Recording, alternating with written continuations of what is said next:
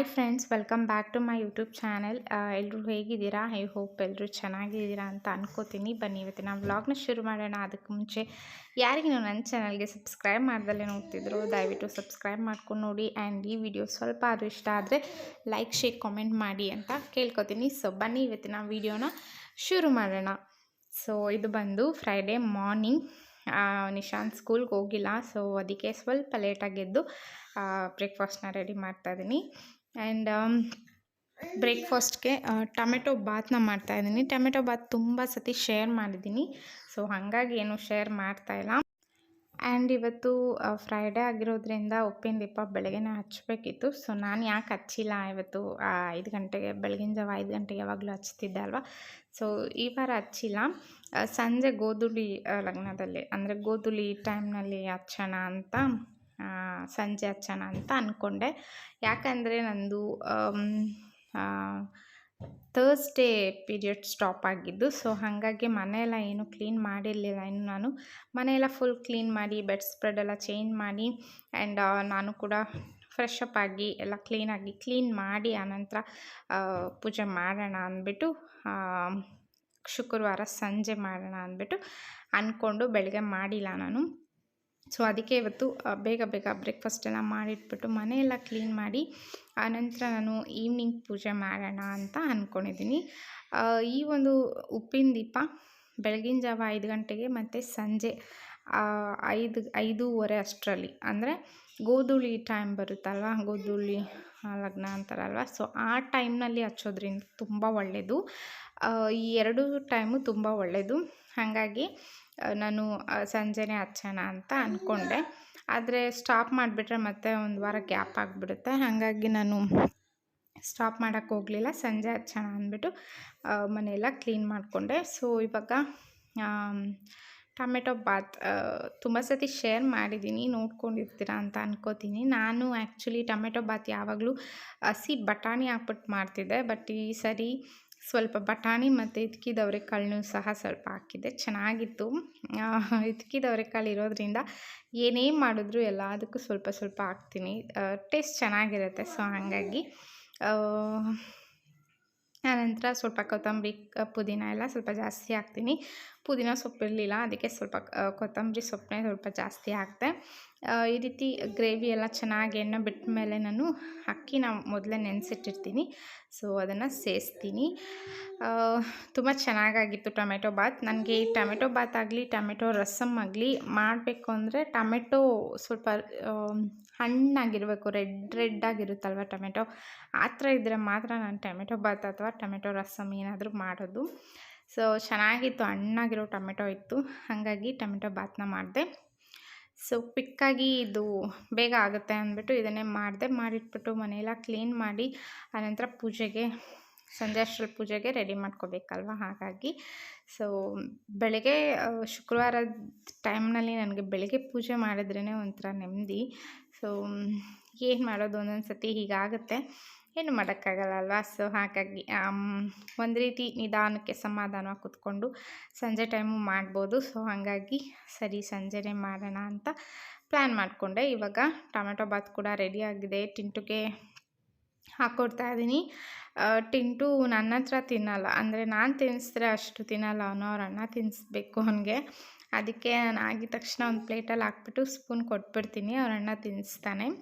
And ನಾನಿಲ್ಲಿ ಬೆಳಗ್ಗೆದು first ನಾನು ಬೆಳಗ್ಗೆ ಒಂದು ಗ್ಲಾಸ್ ವಾಮ್ ವಾಟರ್ ಕುಡಿತೀನಿ, ಆನಂತರ ನಾನು ಈ ಒಂದು ಪುಡಿನ ಹಾಕ್ಕೊಂಡು ನೀರನ್ನ ಕುಡಿತೀನಿ.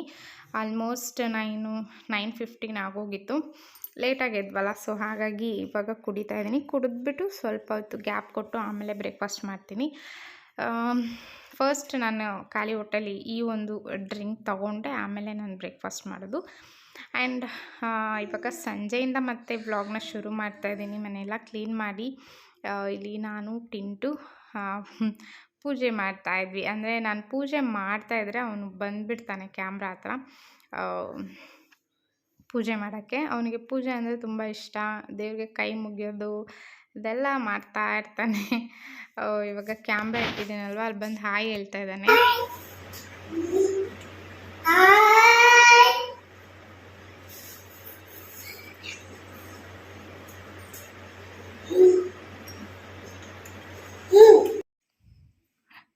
ಇವಾಗ ನಾನು ಪೂಜೆಗೆಲ್ಲ ರೆಡಿ ಮಾಡ್ಕೋತಾ ಇದ್ದೀನಿ ಹೂವೆಲ್ಲ ಹಾಕ್ಕೊಂಡು.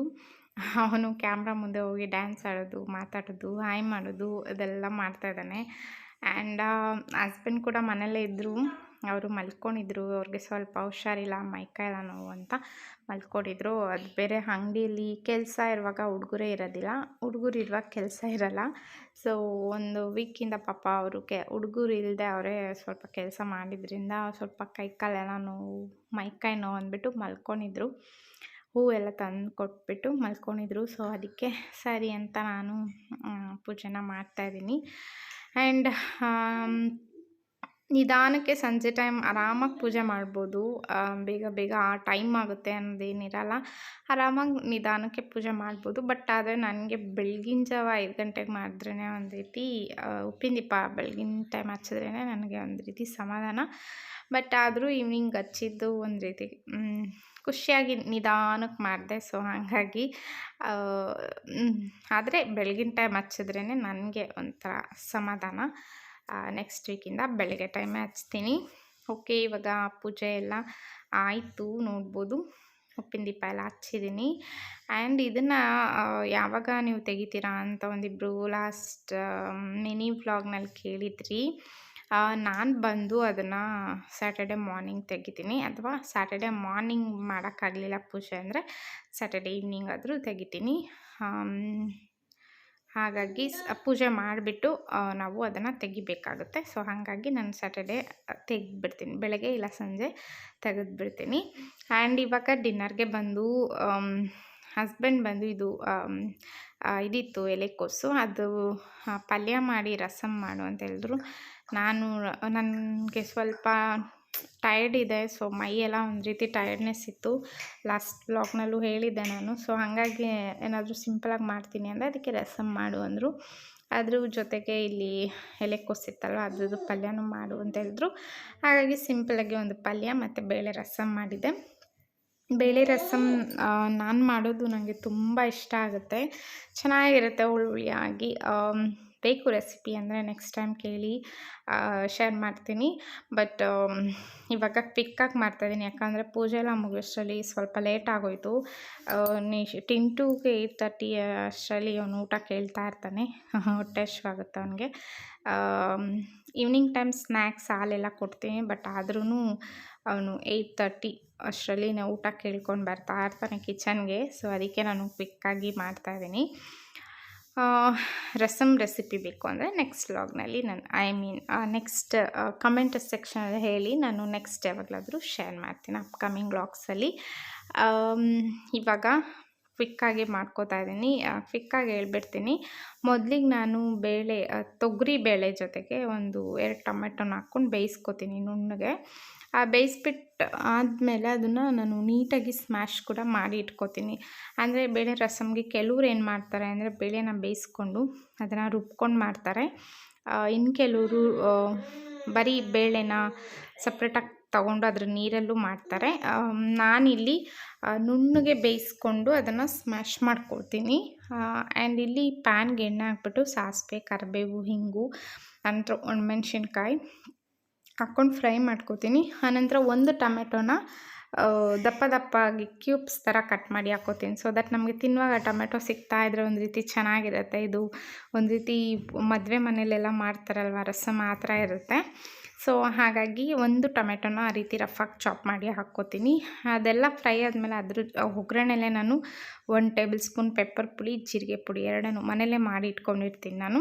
ಸೊ ಅದ್ರದ್ದು ಪುಡಿ 2 ಸ್ಪೂನ್ ಹಾಕ್ಕೋತೀನಿ. ಅಂದರೆ 1 ಸ್ಪೂನ್ ಪೆಪ್ಪರ್, 1 ಸ್ಪೂನ್ ಜೀರಿಗೆ ಪುಡಿ ಎರಡನ್ನೂ ಹಾಕ್ಕೊಂಡು ಫ್ರೈ ಮಾಡಿಕೊಂಡು, ಆನಂತರ ನಾವು ಬೇಯಿಸಿ ಇಟ್ಕೊಂಡಿರ್ತೀವಲ್ವ, ಬೇಳೆ ಸ್ಮ್ಯಾಶ್ ಮಾಡಿರ್ತೀವಲ್ವ, ಅದನ್ನು ಹಾಕ್ಕೊಂಡು ನೀರು ಕನ್ಸಿಸ್ಟೆನ್ಸಿ ಎಷ್ಟು ಬೇಕು ರಸಮ್ ನೀರು ಹಾಕ್ಕೊಂಡು, ರುಚಿಗೆ ತಕ್ಕಷ್ಟು ಉಪ್ಪು, ಅರಿಶಿನ ಪುಡಿ, ಸ್ವಲ್ಪ ಖಾರದ ಪುಡಿ, ಹುಣಸೆ ಹುಳಿ ಇದೆಲ್ಲ ಹಾಕ್ಕೊಂಡು ಚೆನ್ನಾಗಿ ಕುದಿಸ್ಕೊಂಡ್ರೆ ರಸಮ್ ರೆಡಿ ಆಗುತ್ತೆ. ನೆಕ್ಸ್ಟ್ ಯಾವಾಗಲಾದರೂ ಶೇರ್ ಮಾಡ್ತೀನಿ. ಓಕೆನಾ? ನಾನು ಇದಕ್ಕೆ ಯಾವುದೇ ರೀತಿ ರಸಮ್ ಪುಡಿ ಅಥವಾ ರಸಮ್ ಪುಡಿ ಮಾಡ್ಕೊಂಡಾಗಲಿ ಪ್ಯಾಕೆಟ್ ಆಗಲಿ ಯಾವುದೂ ಹಾಕಲ್ಲ. ಹೀಗೆ ಸಿಂಪಲಾಗಿ ಮಾಡ್ತೀನಿ, ತುಂಬ ಟೇಸ್ಟಿಯಾಗಿರುತ್ತೆ ರಸಮ್. ಸೊ ಬೇಕು ಅಂದರೆ ಕೇಳಿ, ನಾನು ನೆಕ್ಸ್ಟ್ ಯಾವಾಗಲಾದರೂ ಶೇರ್ ಮಾಡ್ತೀನಿ ಮಾಡಿದಾಗ. ಓಕೆನಾ? ಫೈನಲಾಗಿ ಕೊತ್ತಂಬರಿ ಸೊಪ್ಪು, ಸ್ವಲ್ಪ ಕಾಯಿ ತುರಿ ಹಾಕ್ಕೊಂಡ್ರೆ ಚೆನ್ನಾಗಿರುತ್ತೆ ಟೇಸ್ಟ್. ನಾನು ಕಾಯಿ ತುರಿ ಏನೂ ಹಾಕಿಲ್ಲ. ಕಾಯಿ ತುರಿ ಇರಲಿಲ್ಲ. ತೆಂಗಿನಕಾಯಿ ಇತ್ತು, ಬಟ್ ಅದನ್ನು ನಾವು ತುರಿದು ಹಾಕೋಷ್ಟು ಟೈಮು ಇರಲಿಲ್ಲ, ಪೇಷನ್ಸು ಇರಲಿಲ್ಲ ನನಗೆ. ಸರಿ ಅಂದ್ಬಿಟ್ಟು ಹಾಗೆ ಮಾಡಿದೆ. ಫೈನಲಾಗಿ ಸ್ವಲ್ಪ ಹಾಕ್ಕೊಂಡ್ರೆ ಚೆನ್ನಾಗಿರುತ್ತೆ ತೆಂಗಿನ ತುರಿ, ಟೇಸ್ಟ್ ಚೆನ್ನಾಗಿರುತ್ತೆ. ಆ್ಯಂಡ್ ನಾನಿಲ್ಲಿ ನನಗೆ ಅಂತ ಮುದ್ದೆ ಮಾಡ್ಕೋತೀನಿ ಅಂತ ಹೇಳಿದೆ ಹಸ್ಬೆಂಡ್ಗೆ. ನೈಟ್ದು ಅವರೆಕಾಳಿನ ಹುಳಿ ಸಾಂಬಾರಿತ್ತು, ಅದಕ್ಕೆ ನಾನು ಒಂದು ಮುದ್ದೆ ಮಾಡ್ಕೋತೀನಿ ಅಂತ ಕೇಳಿದೆ. ಅವರು ಸರಿ ಮುದ್ದೆ ಮಾಡೋಂಗಿದ್ರೆ ನನಗೂ ಒಂದು ಮುದ್ದೆ ಮಾಡು ಅಂದರು. ಸರಿ ಅಂದ್ಬಿಟ್ಟು ಇಬ್ಬರಿಗೂ ಚಿಕ್ಕದಾಗಿ ಒಂದು ಮುದ್ದೆ ಮಾಡ್ಕೋತಾ ಇದ್ದೀವಿ. ನೈಟ್ ಸಾಂಬಾರು ಇತ್ತಲ್ವ, ವೇಸ್ಟ್ ಆಗುತ್ತೆ ಅಂದ್ಬಿಟ್ಟು ಅದನ್ನು ಮಾಡ್ತಾಯಿದ್ದೀನಿ. ನನ್ನ ಸಾಂಬಾರುಗಳು ಏನಾದರೂ ಇತ್ತು ಅಂದರೆ ಅದನ್ನು ವೇಸ್ಟ್ ಮಾಡಲ್ಲ, ತಿನ್ಕೋತೀವಿ, ವೇಸ್ಟ್ ಆಗಕ್ಕೆ ಬಿಡಲ್ಲ. ಆದರೆ ನಾನು ವೇಸ್ಟ್ ಆಗೋಷ್ಟು ಸಾಂಬಾರೆಲ್ಲ ಮಾಡಲ್ಲ, ಅಕಸ್ಮಾತ್ ಉಳಿದ್ರೂ ಅದನ್ನು ಖಾಲಿ ಮಾಡ್ತೀವಿ. ಸೊ ಅದಕ್ಕೆ ಅದು ಹುಳಿ ಸಾಂಬಾರು ಚೆನ್ನಾಗಿತ್ತು, ಅದಕ್ಕೇ ಮುದ್ದೆನ ಮಾಡ್ಕೋತಾ ಇದ್ದೀನಿ, ಸಣ್ಣ ಮುದ್ದೆ. ಆ್ಯಂಡ್ ಸ್ವಲ್ಪ ರಸಮ್ ರೈಸ್ ಕೂಡ ತಿನ್ನೋಕ್ಕೆ ಸರಿ ಹೋಗುತ್ತೆ ಅಂದ್ಬಿಟ್ಟು ಸ್ವಲ್ಪ ಚಿಕ್ಕ ಮುದ್ದೆನೇ ಮಾಡ್ಕೋತಾ ಇದ್ದೀನಿ. ಆನಂತರ ಮುದ್ದೆಗೆ ಇಟ್ಬಿಟ್ಟು ಸ್ವಲ್ಪ ಪಾತ್ರೆ ಎಲ್ಲ ಇತ್ತು ವಾಶ್ ಮಾಡಿಟ್ಟಿದ್ದು, ಅದನ್ನು ಕೂಡ ಜೋಡಿಸ್ಕೋತಾ ಇದ್ದೀನಿ. ನಾನು ಪಾತ್ರೆ ಎಲ್ಲ ಡ್ರೈ ಆಗಿಲ್ಲ ಅಂದರೆ ಈ ರೀತಿ ಒರೆಸ್ಬಿಟ್ಟು ಜೋಡಿಸ್ಕೋತೀನಿ. ಓಕೆ ಫ್ರೆಂಡ್ಸ್, ಈ ಒಂದು ವ್ಲಾಗ್ನ ಇಲ್ಲಿಗೆ ಎಂಡ್ ಮಾಡ್ತೀನಿ. ಇಷ್ಟ ಆಗಿದೆ ಲೈಕ್ ಶೇರ್ ಕಾಮೆಂಟ್ ಮಾಡಿ. ಯಾರೇನೂ ನನ್ನ ಚಾನಲ್ಗೆ ಸಬ್ಸ್ಕ್ರೈಬ್ ಮಾಡ್ದಲ್ಲೇ ನೋಡ್ತಿದ್ದೀರೋ ದಯವಿಟ್ಟು ಸಬ್ಸ್ಕ್ರೈಬ್ ಮಾಡ್ಕೊಂಡು ನೋಡಿ. ಆ್ಯಂಡ್ ಮುಂದಿನ ವಿಡಿಯೋದಲ್ಲಿ ಸಿಗೋಣ. Thanks for watching. ಬಾಯ್.